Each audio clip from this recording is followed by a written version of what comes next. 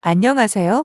저는 고등학교를 졸업하자마자 취업하고 열심히 회사 다니면서 혼자 살고 있는 30대 초반의 여성입니다.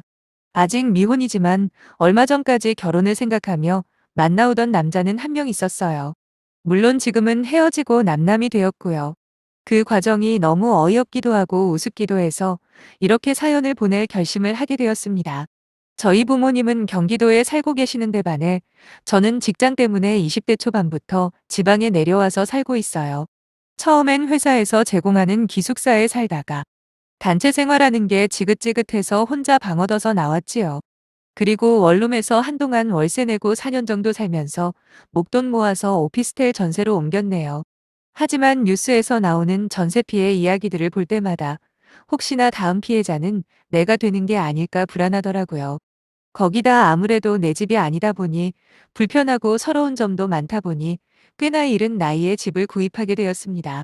그렇다고 투자 개념으로 돈을 벌겠다는 생각이 있었던 건 아니에요. 거기다 지방이라서 아파트 값이 서울처럼 엄청 비싸지도 않았고 말이죠. 사회초년생 때부터 차곡차곡 모아온 적금에 회사에서 직원 대출 받고 그래도 모자란 돈은 부모님에게 조금 지원받으니 집값의 반은 되더라고요. 나머지 반은 은행 대출 받아서 지금으로부터 3년 전쯤에 아파트를 사게 되었습니다. 사실 적금 넣을 때보다도 은행에 매달 갚아야 하는 돈이 더 커져서 생활이 넉넉하진 않지만 그래도 마음 편하게 살 수 있는 내 집이 생겼다는 것이 너무 좋았어요. 그렇게 혼자만의 생활을 잘 누리면서 살고 있었는데 지금 헤어진 남자친구 말고 이전에 만나던 남자친구가 있었거든요. 그 사람한테 제 앞으로 집이 있다는 사실을 알려줬다가 그 이후로 그 자식이 허구한 날 술 먹고 우리 집에 찾아오고 어느 순간부터 은근슬쩍 제 집에 눌러 앉으려고 하길래 제가 헤어지자고 했습니다. 그랬더니 집으로 한동안 찾아와서 스토커 짓을 하길래 바로 경찰에 신고하고 한동안 심적으로 고생했던 기억이 있네요. 그래서 다음 남자친구에게는 절대로 제가 사는 집을 알려준 적이 없습니다. 그냥 회사 근처에서 자취한다고만 말해줬고 주소나 제 집이 자가라는 사실도 말하지 않았지요. 남자친구도 부모님은 다른 지역에 있어서 혼자서 회사를 다니면서 자취를 하고 있었어요. 투룸에서 월세로 살고 있는데 예전부터 자기 자취방에 놀러 오라는 소리를 자주 하곤 했습니다. 그렇지만 괜히 한 번, 두 번 놀러 갔다가는 제 집에도 불러야 할까봐 아무리 초대를 해도 절대 간 적 없고 항상 밖에서 만나서 데이트를 했어요. 저나 남자친구가 둘 다 차가 있다 보니 그저 밖에서 만나 밥 먹고 영화 보며 놀다가 헤어질 때가 되면 자기 차 타고 각자 집으로 돌아가면 아주 편했지요. 하지만 저와는 달리 남자친구는 이런 관계가 내심 짜증이 나는 것 같더라고요. 멀쩡한 집 놔두고 왜 맨날 밖에서만 봐야 하냐고 잊을만 하면 입이 대빨 나와서는 불평불만을 늘어났거든요. 그래도 저는 끝까지 제 의지대로 연애를 했고 사귄 지 2년이 넘어가면서 슬슬 결혼 이야기가 흘러나왔습니다. 저도 30이 넘어가면서 결혼에 대한 생각이 좀 더 현실적으로 바뀌는 게 느껴졌고요. 그러던 중에 남자친구네 엄마가 저를 한번 보고 싶다는 이야기를 하셨고 주말에 저희가 살고 있는 지역으로 놀러 오신다며 그때 저까지 불러다 같이 저녁 식사를 하는 자리가 있었습니다. 아직 결혼에 대한 100% 확신도 없는 상태에서 남자친구 어머니를 만난다는 게 솔직히 약간 부담이 있긴 했지만 나름 긴 시간 사귀면서 남자친구에 대한 확신도 있다 보니 미리 얼굴 보이고 알아둬서 나쁠 건 없다는 생각에서 나간 자리였어요. 그리고 만에 하나 남자친구 어머니를 만나보고 아니다 싶으면 미리 걸을 수도 있는 좋은 기회도 될 테니까요. 그렇게 초면에 무난하게 드릴 수 있는 핸드크림을 선물로 사서 들고 갔지요. 최대한 깍듯하게 인사를 드리고 선물을 드렸는데 어머님은 슬쩍 내용물만 확인하고는 고맙다는 말도 없이 그냥 옆에 놔두더라고요.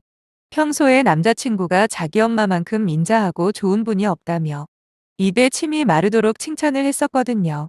그래서 생각보다 쌀쌀맞은 첫인상에 약간 당황하긴 했네요. 식사가 시작이 되면서 본격적인 질문들이 시작되었고 기본적인 저의 신상 정보부터 우리 부모님에 대한 질문들까지 상세하게 물어보시더군요. 사실 여기까지만 해도 충분히 아들 여자친구에게 할 수 있는 질문들이라 처음엔 무례하게 느껴지거나 기분이 나쁘지는 않았습니다. 그렇지만 어머님께서 제 대답을 하나하나 들으시면서 표정이 별로 좋지 않은 건 신경이 쓰이더라고요. 특히나 제가 고졸이라는 점을 두 번, 세 번 확인하시면서 제 나이까지 많다는 식으로 말씀을 하실 때는 확실하게 알 수 있었지요. 저를 그리 탐탁치 않게 생각하신다는 걸 말이에요.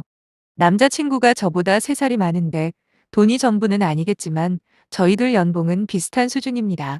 그래서 결혼하고도 일을 계속 할 거냐는 어머님의 질문에 1초도 망설이지 않고 대답을 했던 거고요. 결혼하고가 뭡니까? 저는 나중에 아이를 낳는다고 해도 회사를 그만둘 생각이 없거든요. 심지어 남편이 저보다 돈을 엄청나게 많이 벌어온다고 해도 그것과는 별개로 제 직업을 유지해 나가야 한다고 생각해 왔습니다. 그런데 남자친구의 벌이가 저랑 별 차이가 없는 상황에서는 맞벌이는 선택이 아니라 필수잖아요. 집이야 뭐 제가 미리 사놓은 아파트가 있다지만 요즘 세상에 부부가 맞벌이 안 하고 어떻게 하고 싶은 거 하면서 살겠어요.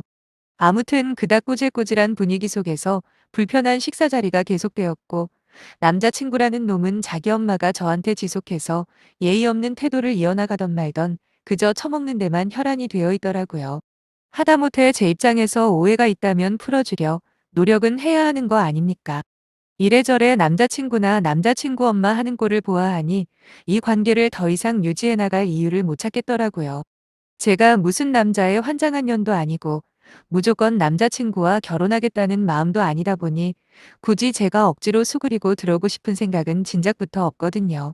더군다나 제 주위만 둘러봐도 여자 혼자 사는 게 흠인 세상은 벌써 지난 지 오래고 지금까지 저 혼자 벌어서 살았어도 전혀 부족함 없이 잘만 먹고 살았습니다.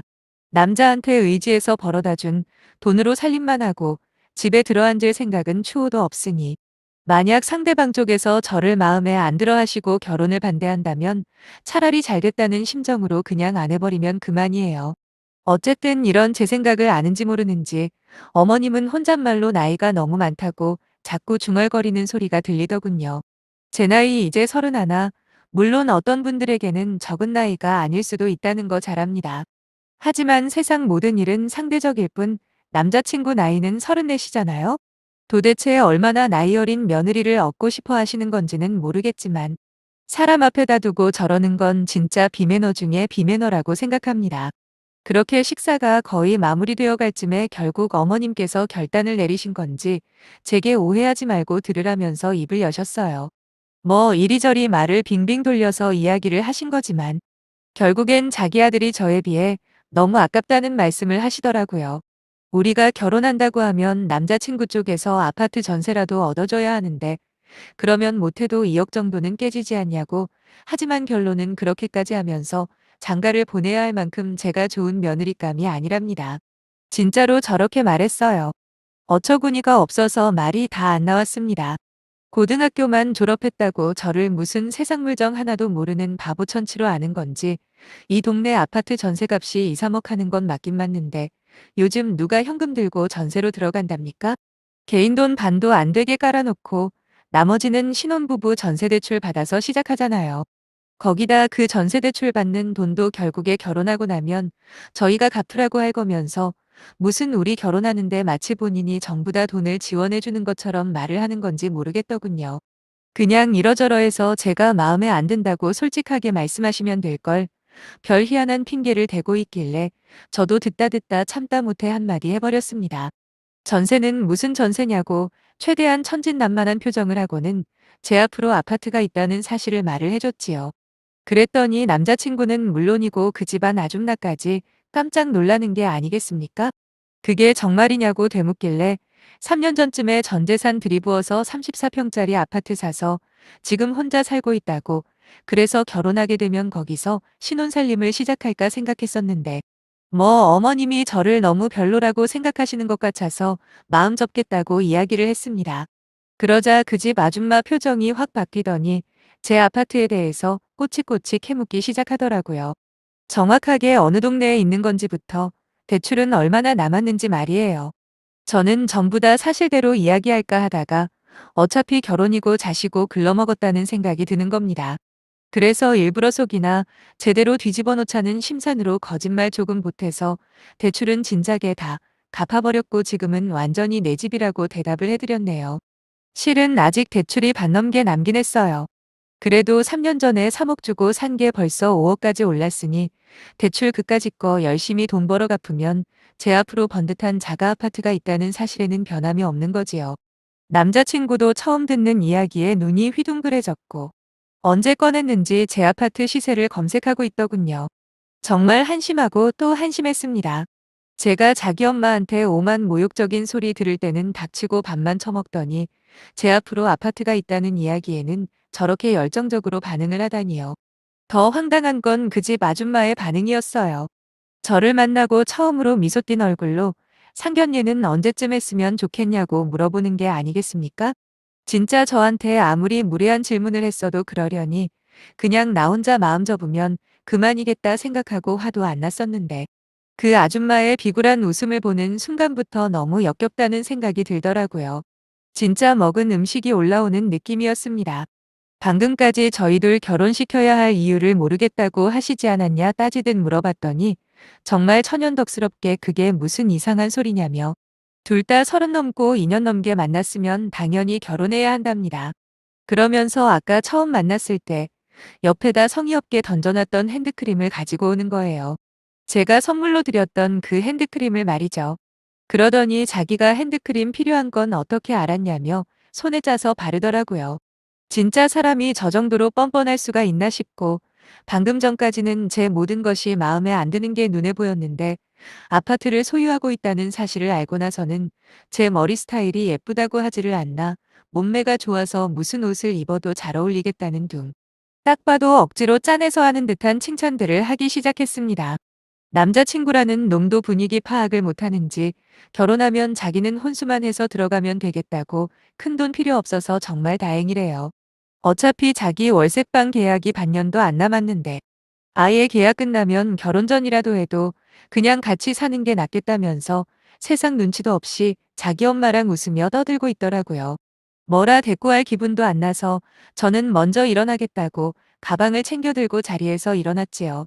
그러자 남자친구네 엄마가 왜 벌써 일어서냐며 요 근처 카페에 가서 못다한 나머지 이야기를 하자며 저를 붙잡더라고요.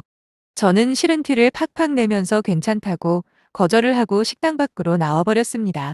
주차장에서 각자 차를 타고 돌아가려 하는데 마지막으로 남자친구 엄마가 한다는 말이 상견례 날짜는 언제 잡고 싶냐 물어보는 겁니다.